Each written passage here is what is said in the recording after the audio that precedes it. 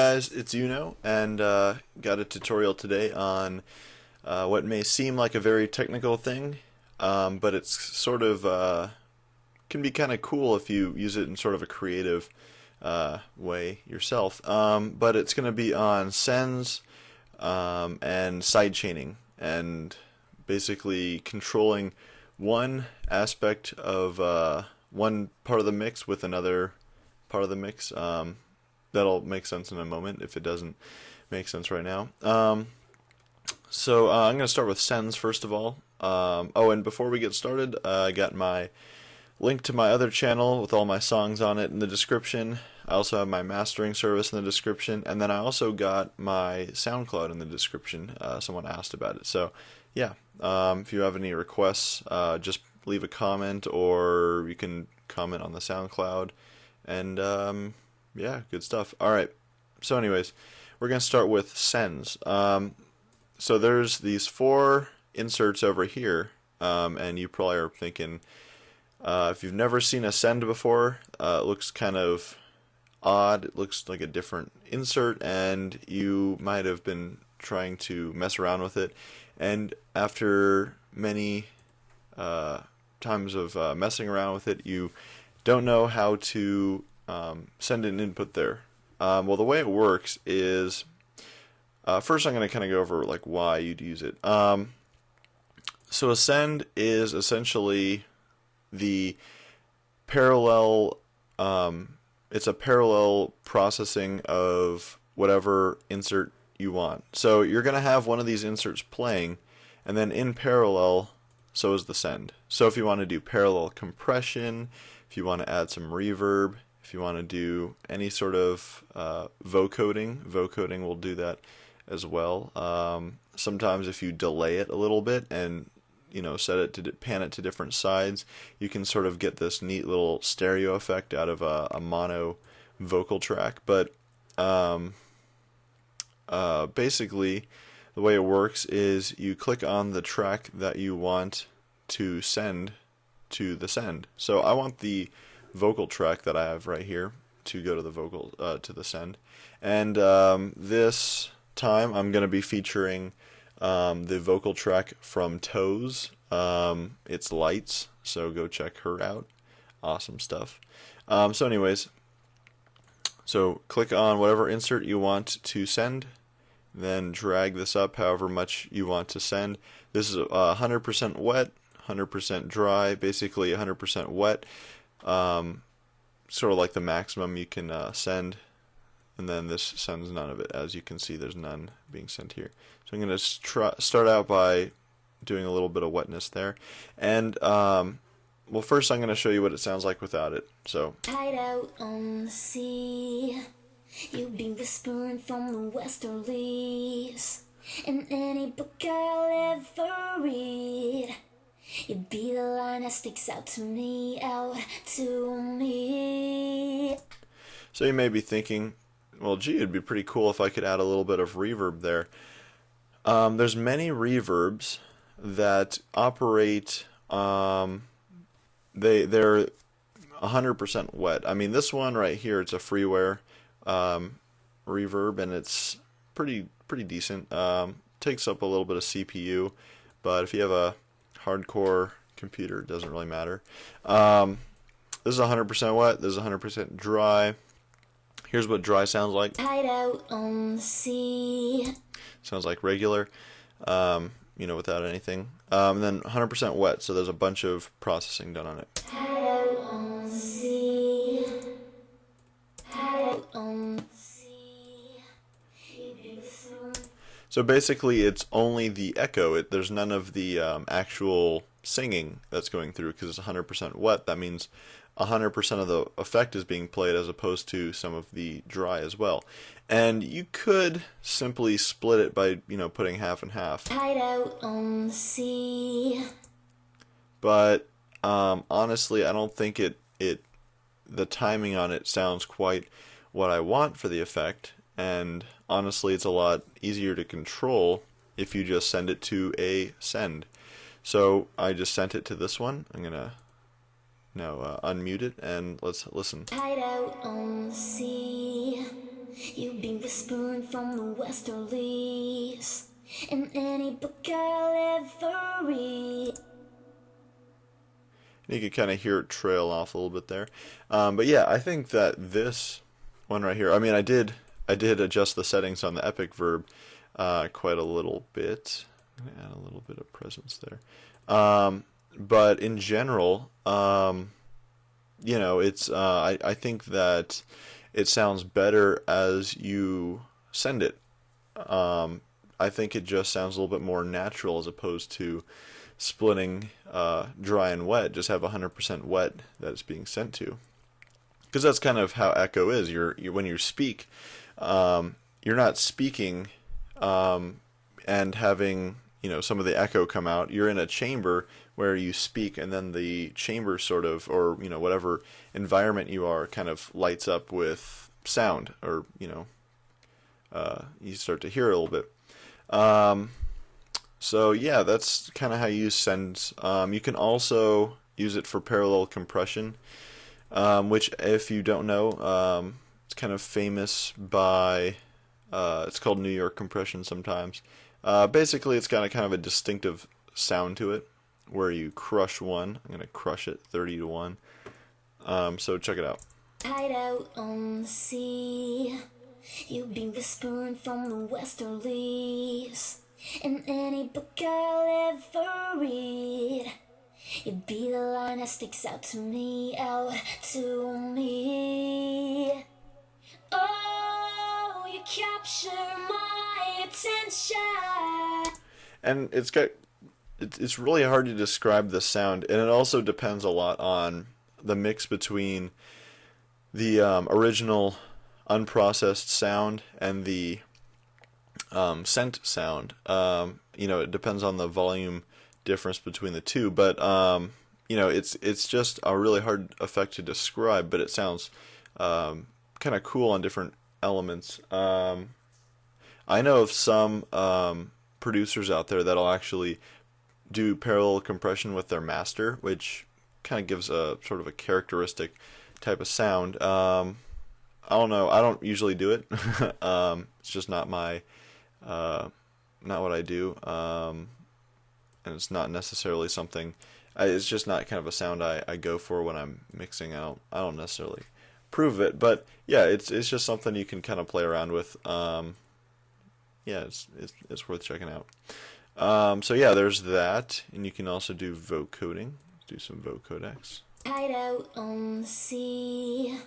You've been whispering from the westerlies in any book I'll ever read. You'd be the line that sticks out to me, out to me. Oh, you capture my attention. I'm just going to kind of play around with the presets a little bit, just because I don't have any tuned in right now. Hide out on the sea. You've been whispering from the westerlies. So yeah, it's kind of got that interesting little vocoder type of effect there, which is, you know, pretty cool. I like it. Not on the song, but, you know, you can use it for different things, different effects. But yeah, that's that. Hide out on the sea. You've been whispering from the hide out on the sea. Okay, so that's where you're taking one element over here and running it parallel through one of the sends. This is going to be where you're sidechaining. Sidechaining is essentially where you control the dynamics of one element by using the dynamics of another element. So I'm going to demonstrate here for you. I'm going to turn the kick on. Hide out on the sea. You've been whispering from the westerlies in any book I'll ever. And to sidechain, you can do one of two things. You can simply click on this little guy right here, and you can adjust how much wet or dry you want. For sidechaining, however, you don't need any present. You just need this checked out in FL Studio for, you know, most of the native plugins at least. If you want it to bleed through a little bit, you can always adjust this. I don't want any for this one. Or you could right-click, route to this channel, sidechain. You could do sidechain. You could do to this track only, but you don't want to do that because then it doesn't go from here to the master. So if you are sidechaining, if you do sidechain, if you route to this track only, it'll only play through this track right here as it will with sidechain to this track only. Sidechain to this track will allow the kick to also go through the master as well as sidechain through here, as opposed to only going through there. If you play around with that, you'll see exactly what I mean. It's not too hard to understand. I'm going to open up Fruity Limiter here, and I'm going to show you what a very popular effect is with sidechaining. So check it out. Hide out on the sea, you'll be whispering from the westerlies, in any book I'll ever read. You'll be the line that sticks out to me, Oh, you capture my attention. But that's kind of a familiar effect, I would say. I think we've all heard that kind of sidechain pumping effect right there. But essentially what it is doing, for, if you're wondering and you're not sure, every time you see this peak or this valley right here, that's when the kick is hitting, and it turns down the volume of the vocals. The way sidechaining works, as I said, one element of the mix is controlling another as far as the dynamics. So if you turn the threshold down and then turn the ratio a certain way, basically means every time that the kick passes that threshold, it reduces the vocals by this ratio. So, it's like we were talking about with compressors earlier in an earlier episode tutorial. It's like a compressor, only the compressor isn't reacting to the input, it's reacting to another sound source. And you can do this with anything. I see a lot of tutorials on Ableton Live about how to sidechain different things kind of creatively, and I'll kind of demonstrate here, hopefully. How am I going to do this? I'm going to do this. Hide out on the sea. Hide out on the sea. From the west, you'll be. I'm going to do this. I'm going to sidechain this one. Then I'm going to do this. And this is kind of going to be a weird example, but it will work, I think. Yeah, that'll do it. But many times when I'm working on a track, if I have two vocalists going at the same time, and they're both really struggling to sort of gain power in that middle range, what I mean is they both occupy the same frequency range, and you want one to stand out over another, but you don't really want to impose on the other one as much. You don't want to just do a straight EQ, because it kind of, maybe that's not what you want, because, whatever. And you don't want to automate things, because sometimes that can get kind of complicated and kind of messy if you don't do it quite right. If you sidechain the main vocal, this is the one that we want to stand out, for instance, and then the response over here, this will be the call, this is the response, and these are kind of terms that are, I guess, musical, but I haven't used them since I went to music school. But yeah, that's essentially what it is there's a call, so she's going to say something, and then a response, she's going to say the same thing back, but we want the call to stick out, so we're going to sidechain, and we're going to use that input on the main vocals, the call, to sidechain or compress the next the response. So let's try that out. Hide out on the sea. Hide out on the sea. From the west, you'll be from the west. There's my problem. I cloned it.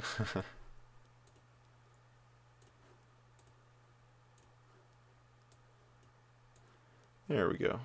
Hide out on the sea. I would hide out on the sea. You'll be whispering from the westerly. Hide out on the sea. I would hide out on the sea. see from the westerly hideout. I would hide out. You be whispering from the westerly, and any book I'll ever read, it'd be the one that sticks out to me.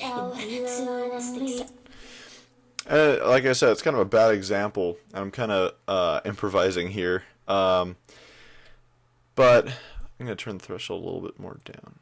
Hideout, hideout. You be whispering from the westerlies, and any book I'll ever read, it'd be the one that sticks out to me,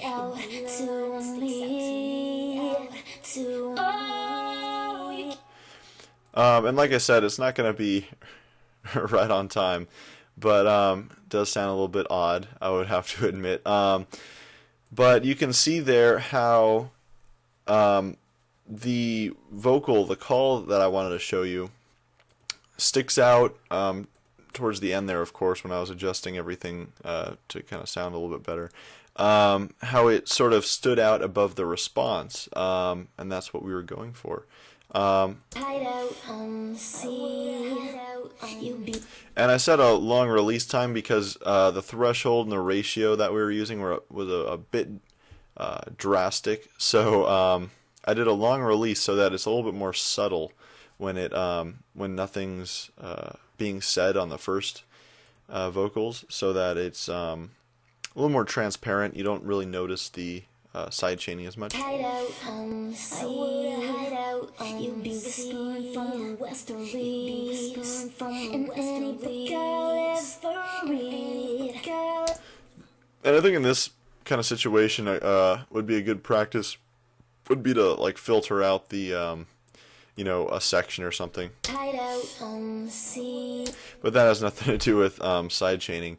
But yeah, that's basically that was just to show you the sidechaining. Again, I apologize. That's kind of a weird example, but I don't know if it would work so much. But right now I'm working on a remix, and I'm not going to give it away because I'm pretty excited about it. It's going to be out in a couple weeks.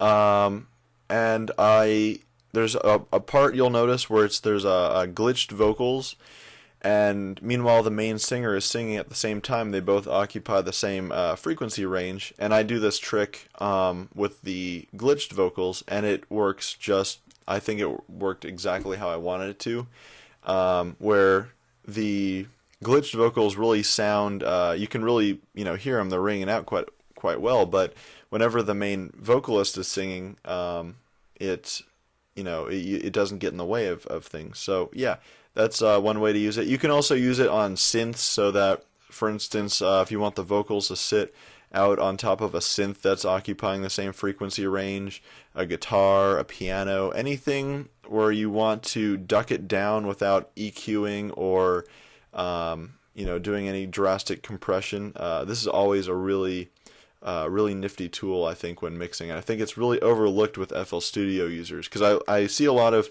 Ableton Live tutorials that delve into this, but there isn't a whole lot of FL Studio tutorials, so hopefully you take away something from this. Then the next one is submix. I'm just going to go over that very, very quickly. Submix, I'm going to create a submix to insert 5. And this, I'll create a submix to insert 5. Alright. There we go.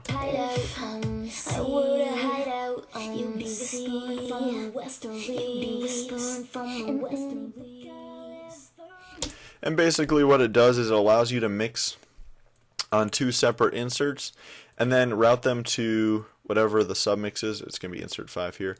And route them to that. So I use it on percussion a lot to compress them all together. If I have a bunch of separate percussion samples, I put them through individual inserts, and then afterwards I set them up for some random insert back here for a submix, and I compress them just a little bit, just to kind of give it a bit of cohesiveness. I'll widen it all a little bit so that it gives it a little bit, almost makes it sound like it's a loop from, like, a sample pack or something, but in reality, that's me. doing all that cohesive loop creating. But yeah, always a good. But yeah, that's pretty much it. What else? Gotta be thinking something else. I used to use gross beat to do that sidechain little trick. I'll show you here. Gross beat. This guy right here.